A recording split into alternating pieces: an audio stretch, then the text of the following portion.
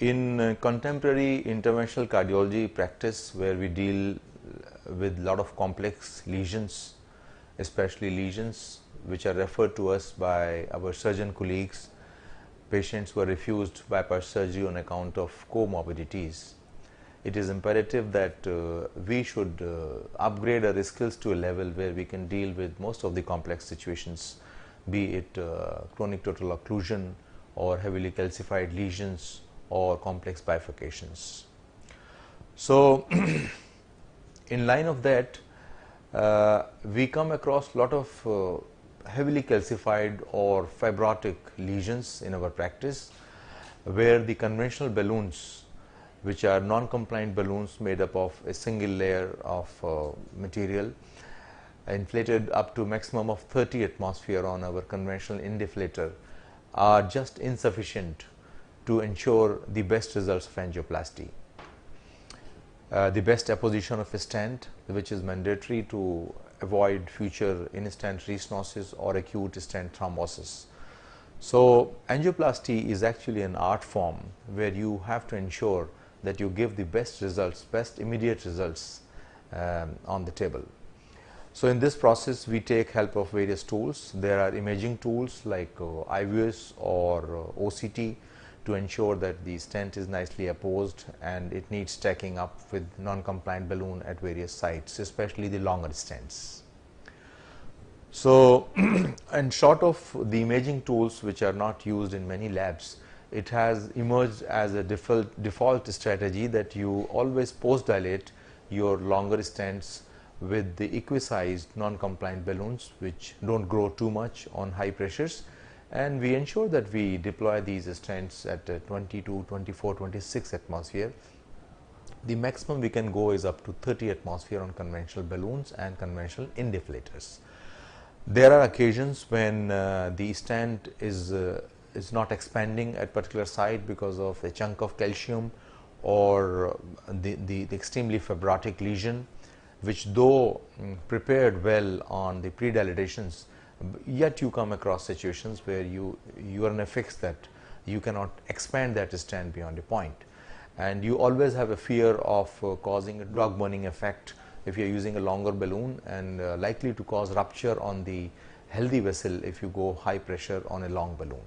So for such situations, you need discrete small length balloons, which could be 6 millimeter or 8 millimeter or 10 millimeter, an extremely tough balloon which can be inflated by special inflatant devices like the one which comes with a special dedicated OPN balloon, which can go up to 50 atmosphere.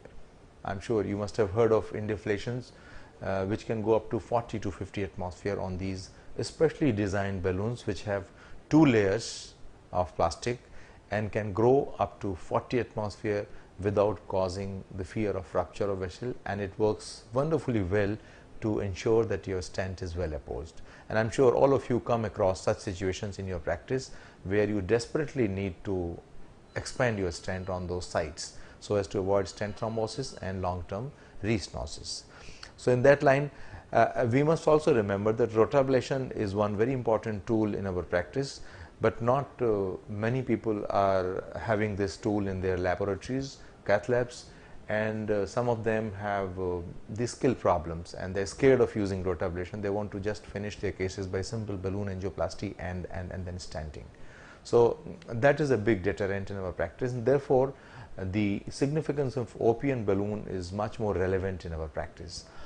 I highlight here the case. I happen to use this balloon. I had seen this balloon being used by doctors from Italy and various other countries in some of the live workshops, but I had never had a chance to use it. Now, since this balloon is available in India, the OPN balloon with a dedicated indeflator of 40 to 50 atmosphere inflation, I happened to see a case of one 75-year-old lady who had her angioplasty done in US about 24 years ago using a bare metal stent on right coronary artery. And here you see on a screen that this lady presented with diffuse in-stent restenosis of right coronary artery, and she in addition also had the carotid occlusion on right side, which had to be dealt with at the same sitting. So we started first dealing with the right coronary artery, severe in-stent restenosis in this case. We of course captured a few carotid shots here. The right carotid, internal carotid, had significant disease at the origin, which was of course done successfully after we dealt with the right coronary artery. So I'll show you a few shots of right coronary artery, that how we started this case. We took a 7 French guiding catheter on the right coronary artery. We wired this vessel with conventional workhorse wire. We did pre-dilatations with our conventional balloons first, and we realized that the conventional balloon has done its job by nicely preparing the bed for the stent deployment.